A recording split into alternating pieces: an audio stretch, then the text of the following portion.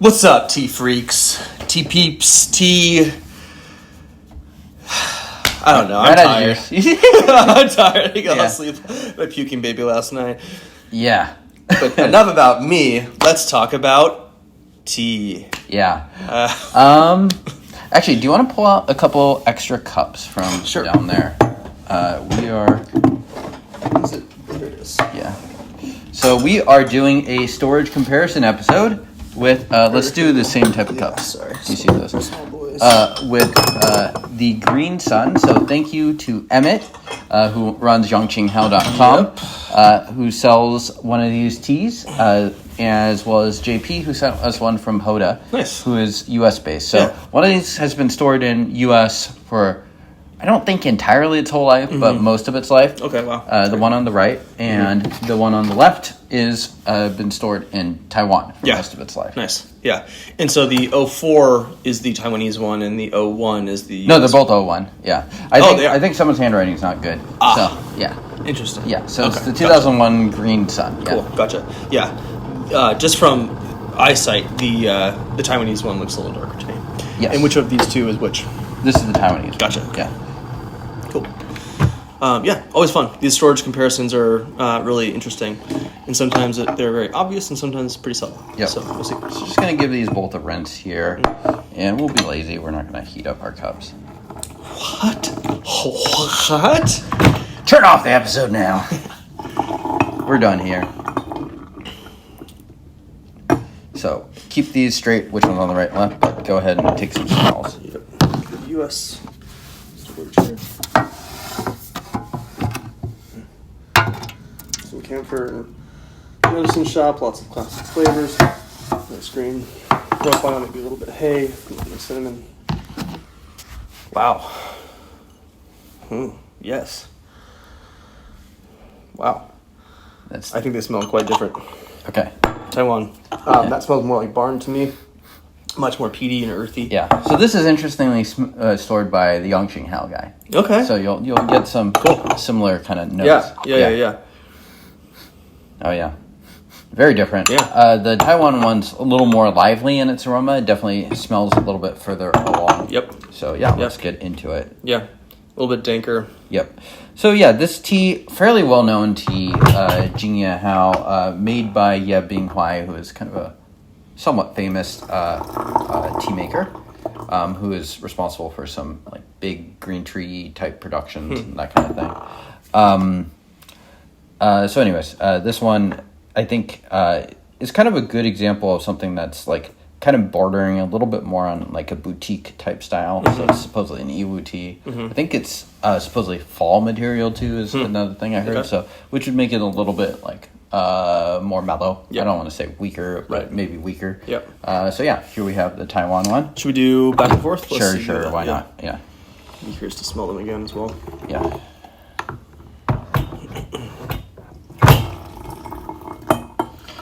And with these kind of comparisons, right, we're not going in blinded, so we have preconceived notions about how storage is going to impact this. So that's gonna naturally bias some of our tasting. That's okay. Yep. So let me just get my notes in here again. So that is U.S. I don't know if we're going to get these mixed up from the smell difference. Wow. What one smells more like what you'd expect? For an 01, Taiwan. Okay. I feel like this has a more particular scent. This one smells a little more generic. Yeah, I agree. Yeah. But the in terms of the age, I would say that this one smells like the right age for That's fair. This one definitely is kind of on the drier storage side of things. Okay, let's start with U.S. Why not? America number one. America. Cheers. Cheers to America. America, the place to store tea, no matter what. That's definitely not true.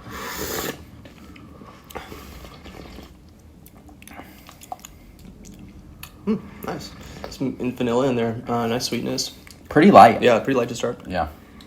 And I would expect that these might take a little bit to ramp up. Yeah, very light actually. There's a vanilla thing happening in here that I really like. Yeah, I get that too. Okay, let's go to Taiwan. Cheerio.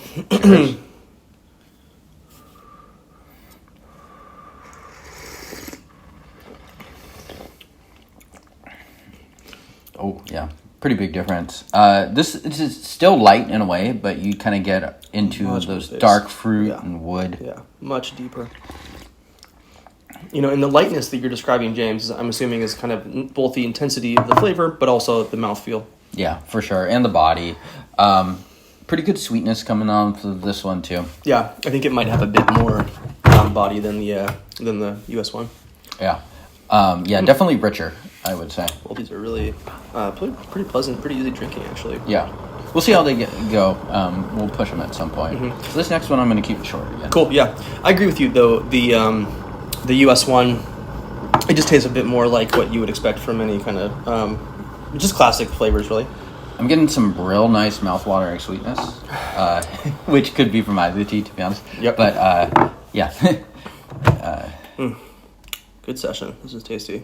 Yeah. And so the U.S. one, just to be clear, too, it's from Hoda, who stores tea in Houston. So it's a part of the U.S. that, it's definitely on the hotter and more humid side of American storage. Yep, absolutely. Certainly not the same as P&W storage. Yeah, that's for sure. But definitely, its own unique character. And, if anything, so much of the storage parameters that I'm learning about is really dependent on the actual place, the warehouse, like really hyper-specific. So you might even have the same humidity and heat, but the flavors that are brought about are going to differ based on kind of what's in the air growing in that specific space. And so you can sometimes have folks where they're storing tea and like their personal collection starts to go a little bit weird. Yeah. I've had some teas from U.S. collectors, and some of them just smell like vaping. Interesting. That's funny. not exactly a classic pure thing. Smells like Gen Z. Yeah. You mean ginseng? No. Let's do the Taiwan one first. Sure. I'm going to smell these. More of the same for Taiwan. Mm-hmm. Yeah. Definitely kind of more of a generic aged pour smell for that. More resinous, a little kind of drier woodiness to it rather than kind of like the rich fruit woodiness that you get for the Taiwanese one. Are you surprised how different these are? I would have been before we did the steamed milk blind. Okay. Now, not as much. Yeah. Storage matters. Yeah. They do. They do smell very different, and I agree with you entirely. This has a much more resinous, woody character to it. This, to me, I don't exactly know how I would describe this. It's almost even a lighter aroma. And maybe even some notes, as you said, of dark fruit in there. Yeah. So, anyway, let's keep going. Cheers.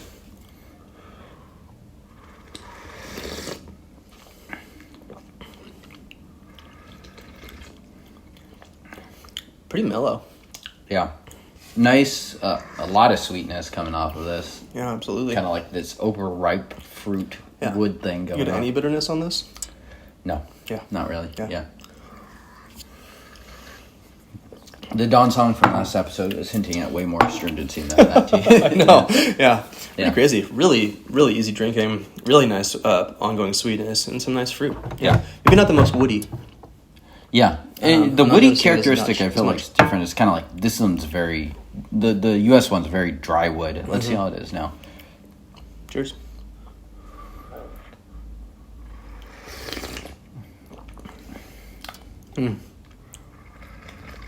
Interesting. Yeah, more classic, I'd say maybe. Yeah. Maybe a little bit less easy to distinguish from these teas in general. There's not a lot of bitterness either. No, not really. I mean, you can tell this is like not the was probably never the most punchy tea around. Yeah. This has more camphor to me, more kind of medicinal. Yeah. Lord. Oh boy. Okay, so we are now going to heat that water up again, and we're going to push these guys just a little bit. Yeah. See what kind of bones they got. Totally. So far, pretty mellow. Yeah, absolutely. And especially a tea like this, where it's so sweet, it's so easy to drink. Pushing it can be really profitable. You might find out, maybe I increase a little bit of bitterness and astringency, but I just upped those flavors up to like their true potential.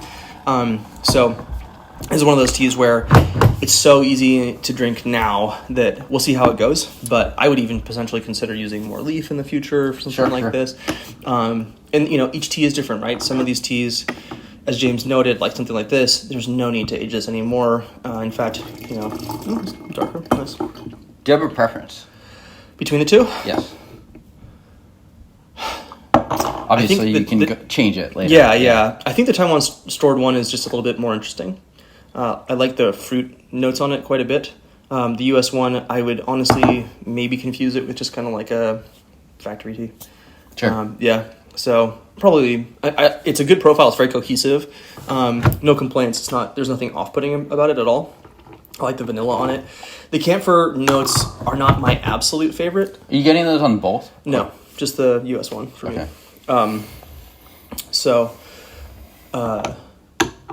Probably would pick the Taiwanese stored one. Yeah, but same here. But I'm not surprised. I generally I gravitate a little bit more towards something that's a little pushed. The aroma on them, the Taiwanese one had a kind of a funkiness pre-rinsing and stuff that is certainly not being tasted in the cup. Very pleasant, very easy to drink.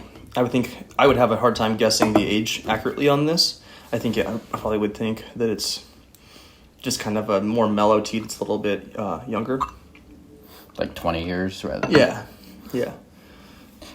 I feel like it is interesting that it really smells very, I don't know, it smells just very factory-ish there. Yep. So kind of has just like that resinous, woody note that you'll get from, I don't know, dye teas or whatever. Yeah, like the brown Chang Tai kind of thing. There's some of that in this, I think. Maybe the brown Chang Tai had a bit more camphor. I had that recently with John.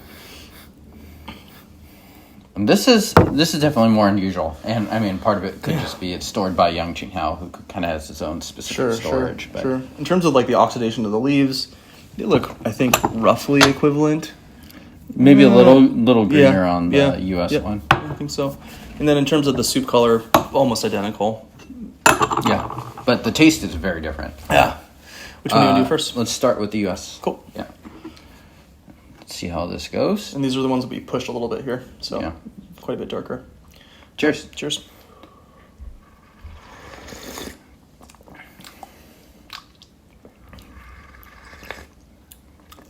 Nice. Classic, potentially a little unremarkable. Yeah, it's a little astringent, but not much. It still doesn't bite back all that much. So I think to your point, it did do pretty well under the push. Yeah. Good wood on this. Nice resinous. Character. Little sour, so I think it is a little overbrewed, but not too bad. Yeah, I agree. All right, and let's do this one. Taiwan. Cheers.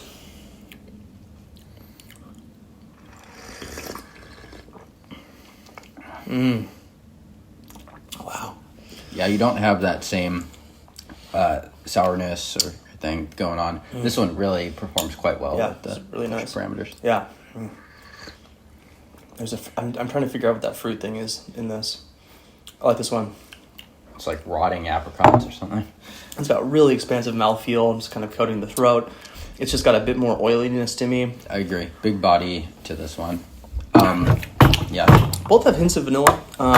This one has just kind of some green characters in it that, again, it kind of, those feel a little bit more factory to me. This one needs a little more time, I think, if you're going to push it like we just did. Yeah. And I think it's pretty clear from this that I'm preferring the Taiwanese stored one for now, for drinking. But this one might have the more interesting profile down the line. Yeah, absolutely. I like the wood profile on it quite a bit. That resinous thing, I think, could evolve a bit more. This one, to me, on the left, the Taiwanese stored one, it just tastes like completely ready today. Nice. Not the most strong by any stretch, but those last steepings were definitely stronger. Should I push it similarly? Let's keep it short. Sure. Let's go back to kind of what we're doing. Sounds good, yeah.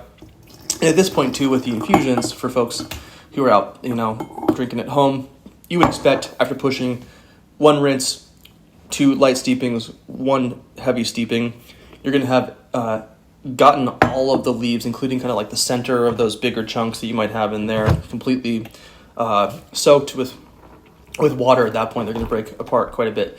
So sometimes actually when I drink these teas and I push the third steeping, the fourth steeping I'll bring back quite a bit, but it'll still be quite strong because it's now reached that inflection point where the tea is extracting to its fullest potential. Right. And there's a lot of factors there, how much is broken up, how much is compressed, yada, yada, yada. Yeah, But, yeah, compression actually, the more I drink it, the more I'm realizing how big of a deal compression is. So yeah, definitely a good idea for those highly compressed teas to break them up. It's not the most appealing in terms of having bunches of little chunks of tea and stuff, but your goal is to brew tasty tea. Exactly. Not to brew beautiful looking tea. Yeah, exactly. Or at least I think most people do. Right. And it's pretty uncommon to have that problem with boutique teas, but much more so factory teas. Yeah, very... I would say that this doesn't require some super highfalutin advanced tea expertise to be like, wow, I can taste the difference of these. No, it's pretty obvious. Yeah, I don't think it's subtle you need at all. to be a super taster to. Yeah, exactly. So this is an interesting thing. I mean, I think for folks who are looking to learn more about tea, this is a really interesting way to inspect and learn about pu'er tea. And the aspect of storage is such a big part of these teas. So if you can find something where you have a buddy who's had something, hanging out in the U.S. or some other place, try Malaysia versus the mainland. Well, I mean, we did the Jingye Hao comparison, which is a much more subtle comparison if you think about it. They were stored differently for a couple of years, but otherwise very similar. Yep. And you can tell the difference there. Right. And this one, it's like, this much tea is more. 24 years old, so it's much, much older. Yeah. All right, which one? What did we finish with? We finished with... The Taiwanese one, I think. Okay, sure. Let's start with the Taiwanese. Sounds good. Cheers. Cheerio.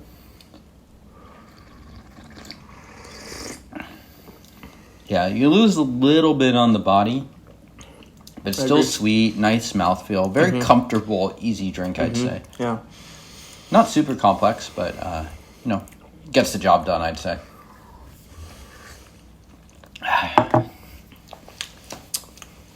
Yeah, sweet. It still has a nice viscosity that I'm enjoying a lot. Yeah. I like how you're brewing it too. It's very these are mellow teas, so it's just not. You need to be cognizant of how these teas are going to perform, right? So Yeah. If we were brewing like Dai 7542, even of this age, it'd be a pretty different experience. very different. Yeah. All right. Cheerio. Cheer.